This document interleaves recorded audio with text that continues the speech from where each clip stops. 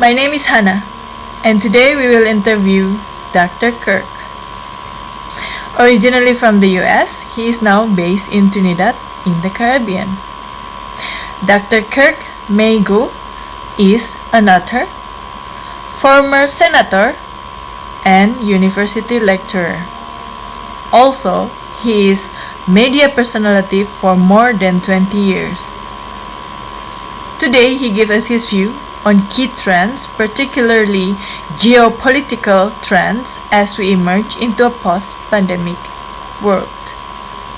This podcast channel is about you, successful international entrepreneurs, successful expats, successful investors. Sponsored by HCJ.tax. And we're live, Dr. Meighoo. How are you today, sir? Good. And I hope you're doing well as too. Thank you very much. I am. So please, to those who may be watching or those who may be listening on various podcast platforms that we distribute on, can you please introduce yourself? Sure. My name is Dr. Kirk Meighoo. I'm a political economist, media broadcaster. I'm a former senator, former university lecturer, author. Yes, I do consultancy, and I've got into social media and even doing some private coaching for other academics who want to get their voices heard in media. Media, both traditional and the new media as well. So but it's all centered around socio-cultural, economic analysis. That's great. And as we were talking about previously off camera, you've been a Renaissance man, and you've been all over the world, and you have that global perspective that I think that our target audience would really engage with and enjoy. So with that in mind, I don't mean to sound like a real cliche when I say that this is unprecedented, because that word has become, it's just been thrown around. But it is what it is, right? It's unprecedented. We have not been here before. So in the sense, as we adjust to this so-called post-pandemic world, what do you see as the key trends to pay attention to? Well, in terms of in terms of the pandemic, of course, the first thing we have to watch out for is what has actually been the effect of the lockdown. I mean, people have been projecting. I am very critical of the global lockdown. I think it was uncalled for, this shutting down of the global economy, the first time in human history. I mean, I am of the view that globalization is actually not new. It didn't start in the 80s. It's actually quite old, very old, definitely in the 19th century. That's how persons like yourself, an African, went to the Caribbean, or myself, an Indian, because the world was a global space for a very, very long time. And so this shutting down of the global economy is even worse than World War I, World War II, right, where there was a big shutdown. The economic depression in the 1930s was also a huge shutdown because of depressed economic activity. But this is a purposeful, planned, and I've always wondered, it's not as though it's not as though economic forecasters could not imagine that if you shut down the world economy for 3 months, this might have an impact on the airline industry, or perhaps unemployment, or perhaps small and medium enterprises. Anybody with half a brain cell would know that this would be the result. Now, we can only guess as to what the final result will be. Some people have projected, huge catastrophe and increased famine and whatnot. So, and how do we come up from that? Other people are fairly confident that we can get back to some sort of new normal, as they call it. And so that the first thing is, how do we recover from this self-inflicted wounds, and the protocols of what is being projected as the new normal. I think that it may start to be contested as well. I think less so in, it's interesting that the differences between, because this is a global audience we're talking to now, Asia versus the Americas, for example. Yeah. In Asian economies, there's much more of a consensus. There's much more of a trust in government, which has been earned. I think in the Western world, there's this projection onto Asian countries with strong governments that these are authoritarian, and I suppose by Western standards they might be, but they don't understand the socio-cultural milieu in which it operates, and also the high degree of trust that exists between the citizens and the government, which does not exist in the West. You know, the default here is lack of trust, and the default there is trust. Yeah. So I think in that sense, the Asian economies will have an easier time because when the governments and experts who are trusted come up with their recommendations, the population will largely come into place, and this is something I admire about a lot of these economies, that, you know, then when there are mistakes, they adjust, and then, you know, the population follows along, and everything is basically done in good faith, more or less, you know.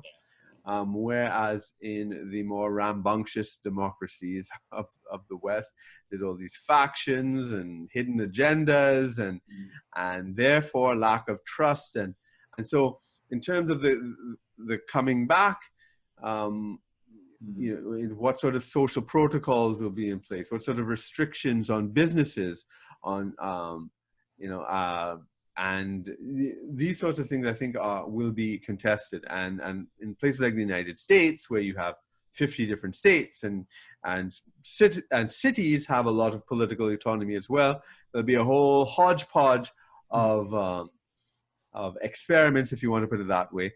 You know, different paces, different ideas on how we should open up, when we should open up. But the first thing is we have to see how much are we going to get back to the old normal in terms of social protocols.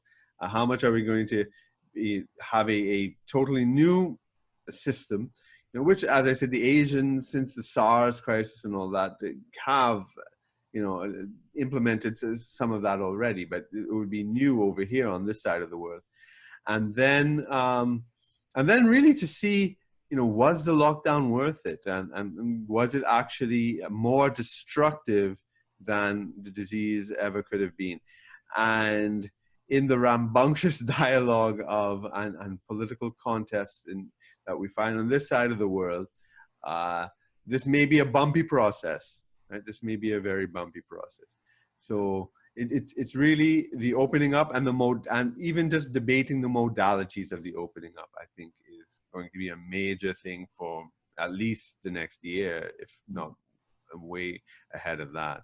Yeah, I mean, and those are great points, and that's something that I've seen myself moving back and forth, that we're using the same terminology like quarantine and lockdown and social distancing, but they have very different interpretations in different parts of the world.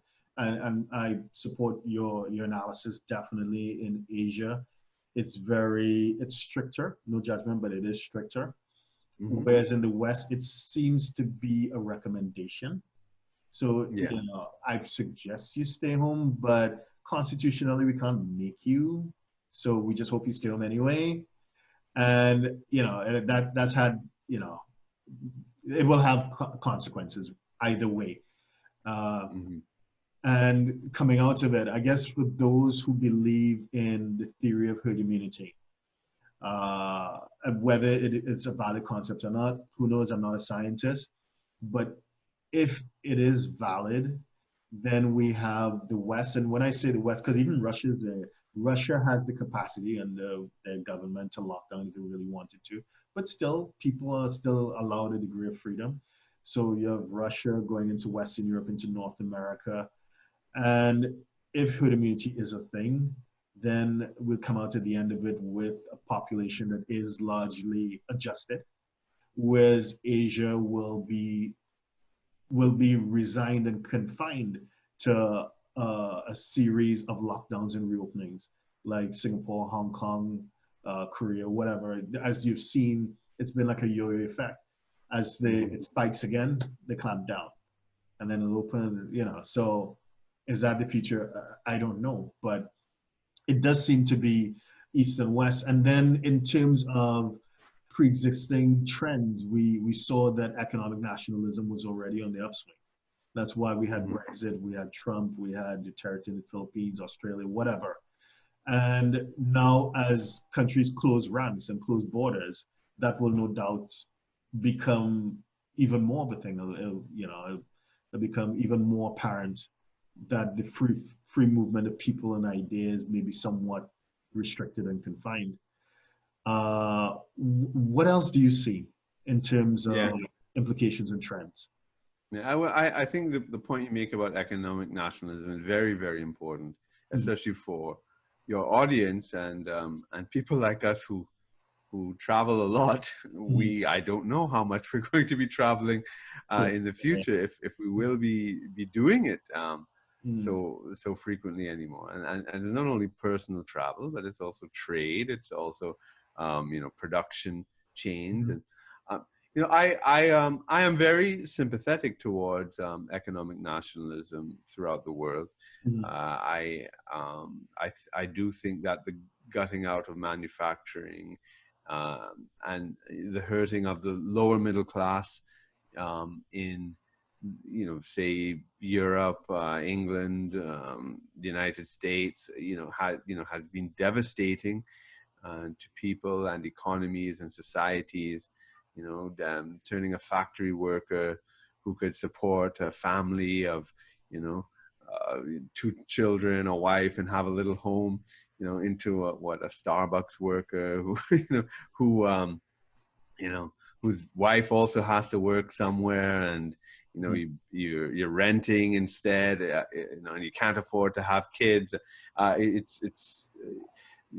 economy has changed that way, and the inequality that has occurred. I do think that those aspects of globalization really have hurt people. But on the other hand, the 1990s, from that period where globalization hit its full swing with the World Trade Organization, with the end of the Cold War, with the expansion of these firms.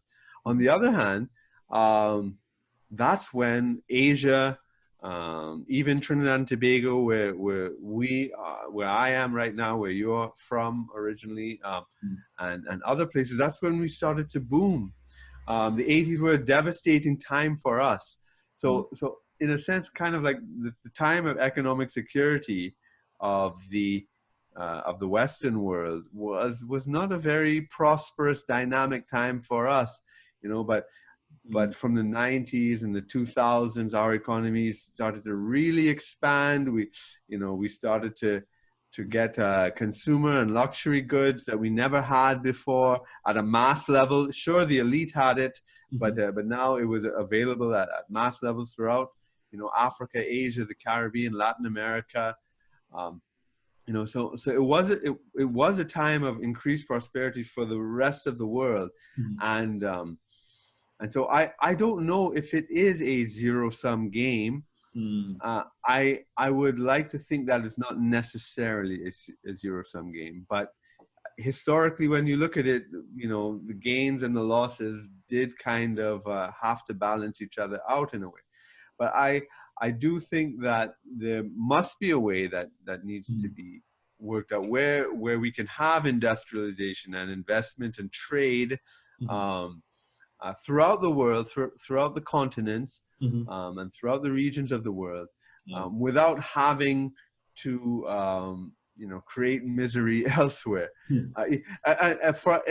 from an economic theory standpoint, right? I would assume your audience would not be bored by this and would recognize the theory of comparative advantage, which is supposed to be the fundamental foundation of free trade. You know, when you look at the World Trade Organization, when you look at the mode of globalization that happened after the Cold War in the 90s and 2000s, it actually wasn't based on comparative advantage. It was based on absolute advantage, which is what Ricardo, the person who came up with comparative advantage theory, which is what he argued against, because he was showing that when two countries produce what they're best at and trade, the overall production output is greater.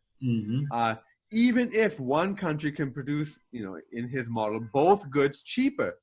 If this country can produce everything cheaper than country B, it still makes sense for country B to produce what it is best at, even if it is less efficient than country A, because country A could produce even its best thing even more efficiently, and then total productivity, total global output will rise, and so you have that.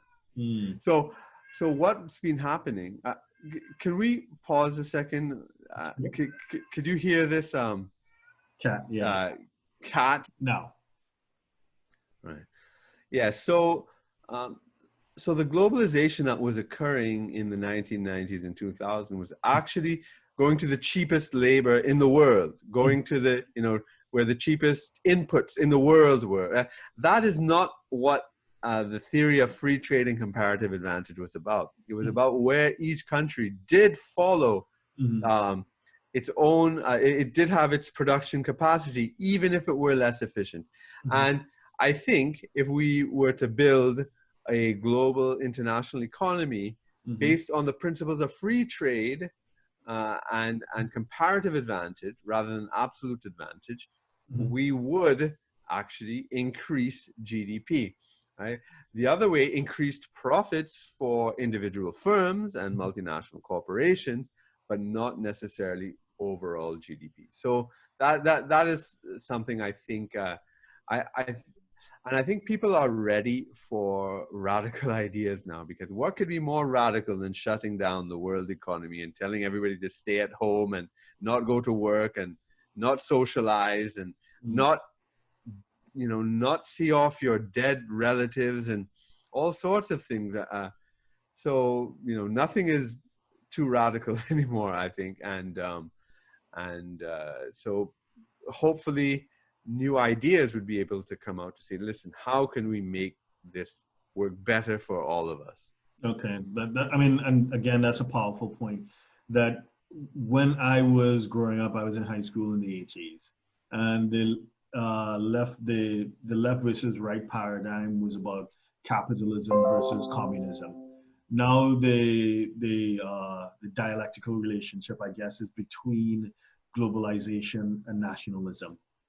And you're right that globalization has worked, but at the same time, it's had those that feel left behind and perhaps disaffected by it, not just in terms of certain countries feeling that they were perhaps exploited or whatever, they didn't get their fair share, however they define that, but even within countries, because when we look at the work of, as an economist, this guy, Thomas Piketty, this French genius, I think he is a genius, and he's really shown us how inequality has grown. And ever since the 80s coming forward, income inequalities within most of the Western countries that he has monitored has declined. That middle class is under pressure. And I guess as we have a worldwide economic contraction where basically trillions of dollars has disappeared from balance sheets, then you have that divide between and among countries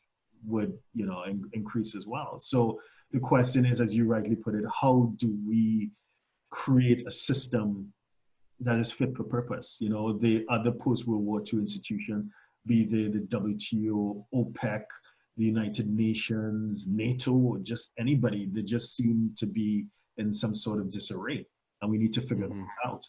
So as we emerge from this, if we're emerging from this, what are the points or trends do you think would guide us or give us a hint as to what's coming? Yeah, actually, right now, I think everything is so open. Yeah, we could be moving more toward a dystopian future, or hopefully something where we can construct a better future.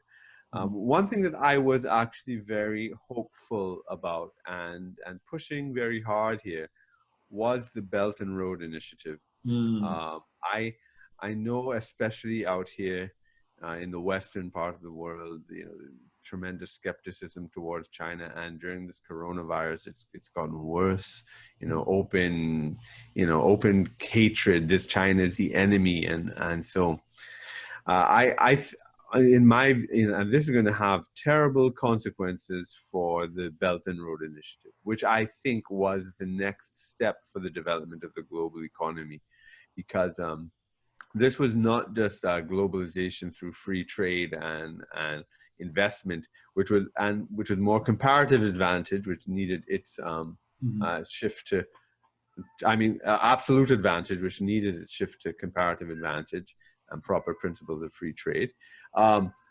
What this is even going more fundamental in terms of the productive infrastructure of the globe, and that it was creating productive infrastructure that would actually connect the entire world, just like the old Silk Road did in the pre-Columbian economies.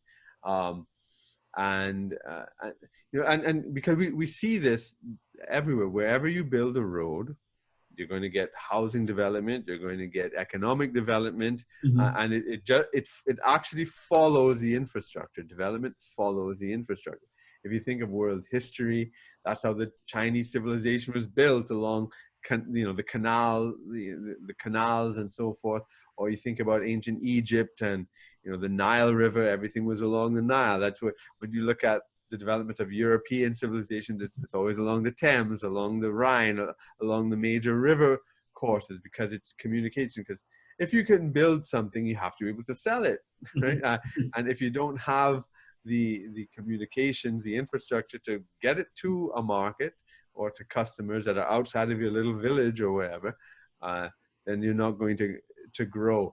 So this was an amazing thing, and it was an investment into physical infrastructure, as opposed to the speculative bubbles and derivatives, which the cycles of inflation, bubbles, crashes, etc., and wiping off trillions of dollars in assets like in 2008 or whatever, and debt and more quantitative easing, etc.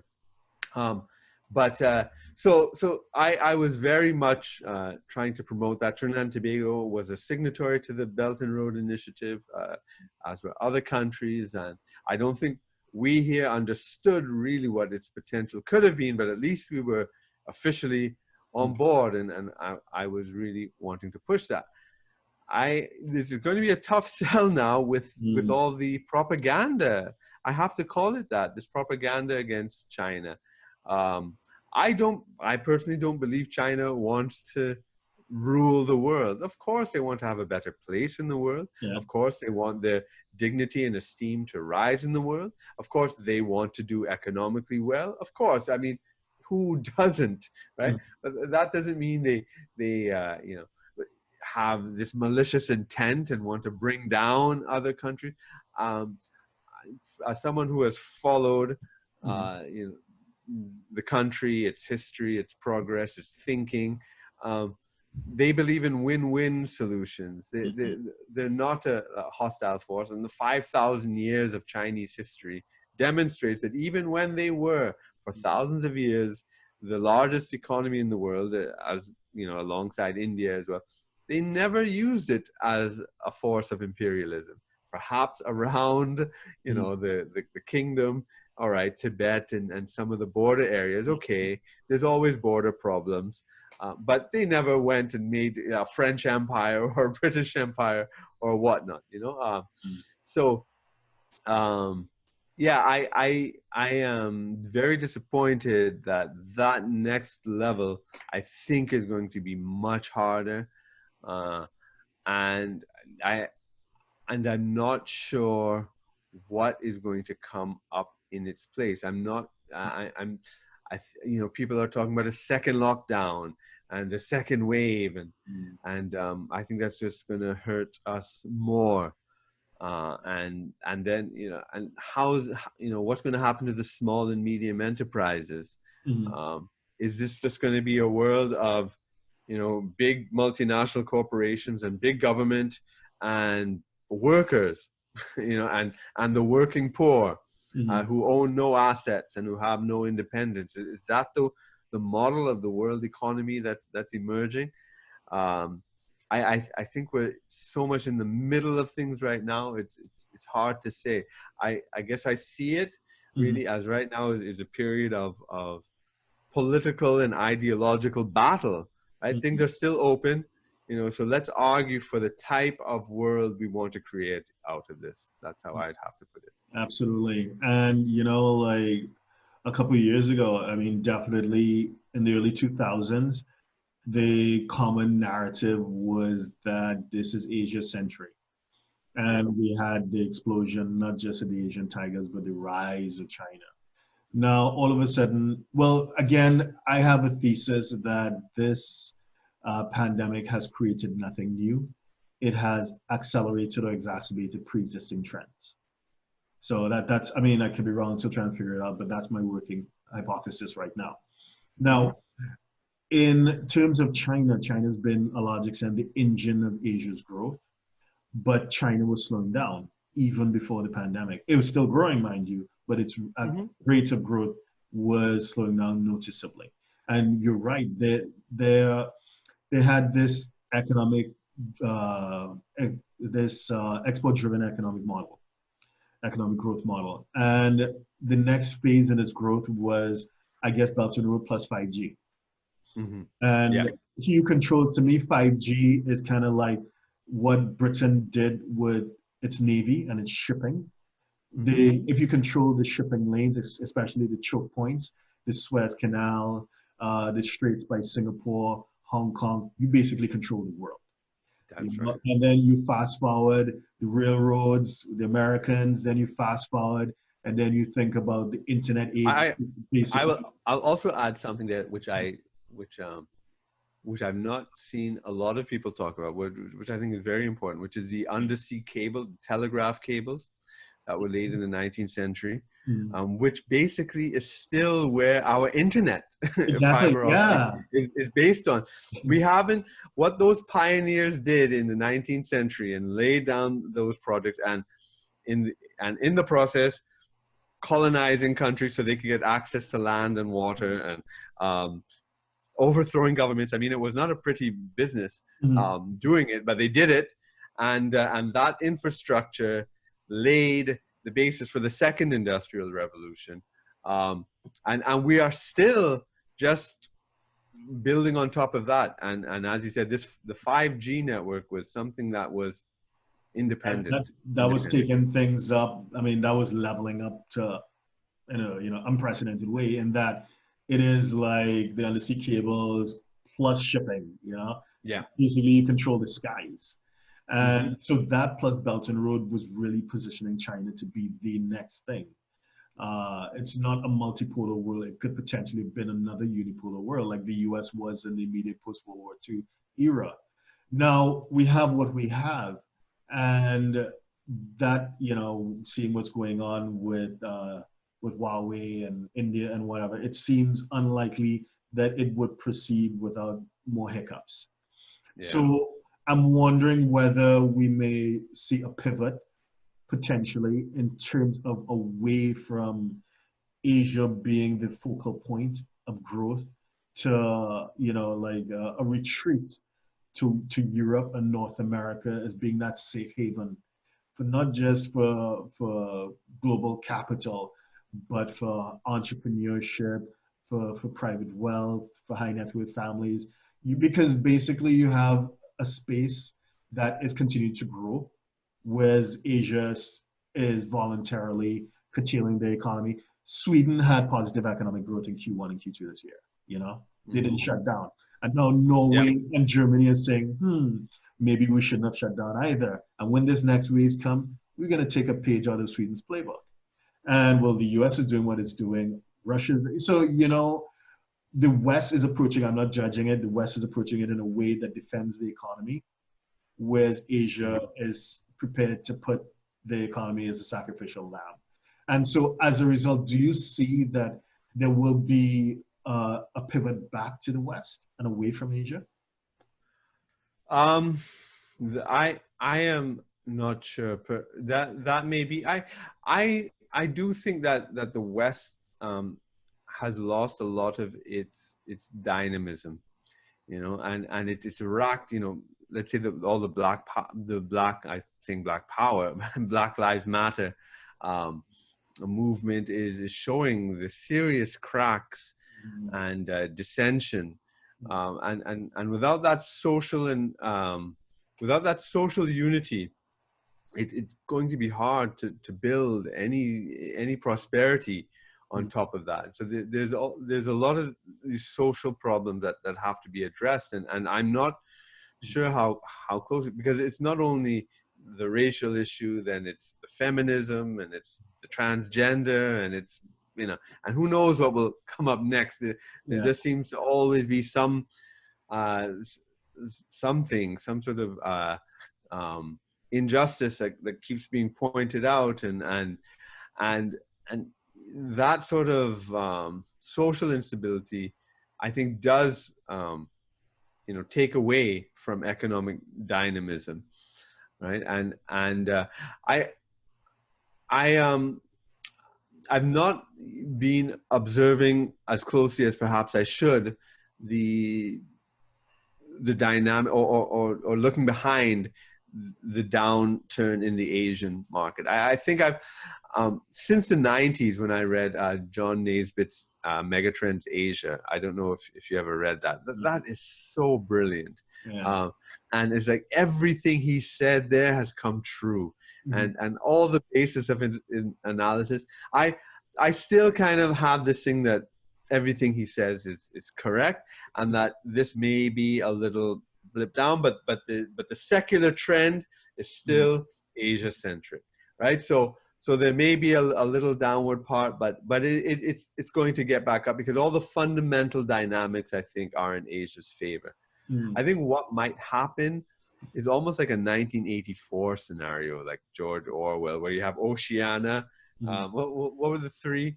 You had Oceania, which is kind of the West led by Britain, and then you had, I can't remember what he called Asia, and then there was another. But the world is divided into three huge blocks, and they would sometimes be at war, sometimes be at peace, and and it'd be this totalitarian system inside. It seems like we're kind of moving towards something like that. The West may shut itself off.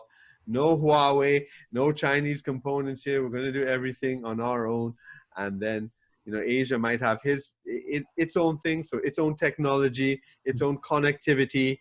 So just like we still, when we go from one continent to another, we need to change our plugs. You have to see if it's 110 or 240. It might be worse than that. Might not just be plugs. It might not just be voltage. It might be a whole series of things that are going to be incompatible and two separate worlds, which I don't think is the best way forward, especially people like us whose ancestry crosses East and West, and whose family and personal history has been across these divides. We personally are not insular and only belong to one sphere or another. So definitely from our personal perspectives, we might not see that as a good thing. Perhaps there are other people who do see it as a good thing. I don't know. But in terms of global development, from a global perspective, I think it will be slower. I don't think it can be argued any other way. I think that if the world is going to be locked up into these industrial, technological, social blocks that have little interaction with each other, You know, it's, you know, if you think about when the Spanish Empire existed and the French Empire existed and the British Empire existed, and you know, there were all these maritime laws where you could only trade among the British. If you're a British Empire, in the French, you could only trade among the French, and Trinidad and Tobago, where we are, was always between the Spanish, so between the Catholic bloc and the Protestant bloc, because then the Spanish and French would sometimes ally.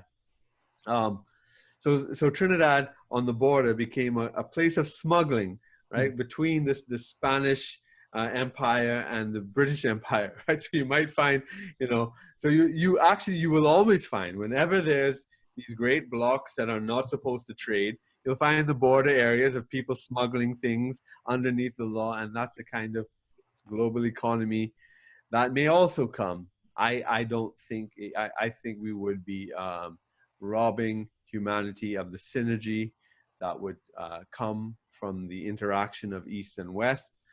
But perhaps this is the way history moves. You know, it's not a straight line. It's up and down, back and forth. But hopefully, the secular trend is positive and not self-destruction. That's a fair point. That's worthy of further reflection. I think it's Mark Twain that said, "History doesn't repeat itself, but it sure does rhyme." And as I look at what's happening now, you're right. So there's a part of the world where we communicate. We're on Facebook, we WhatsApp each other, you know, Instagram or whatever. And then there's a part that's blocked off into the super apps, where there's Weibo and WeChat and the whole Tencent empire. And instead of Amazon, they're on Alibaba. So, you know, that divide will probably increase. I mean, we're now on Zoom. I know that because Zoom has this connection to China, certain governments in Australia and the US, they forbid employees from using Zoom. And maybe we would create these silos. And then that's in terms of information or the virtual world. In terms of the physical world, we're seeing an evolution in how we travel. So before it was a passport plus maybe a visa, but now it's a health certificate, and now there are travel bubbles. So if you're part of a travel bubble, I mean, this obviously supersedes all the visa rules. Now, you know, we'll find out in a couple of days, but I was looking online because I'm planning to travel to Europe.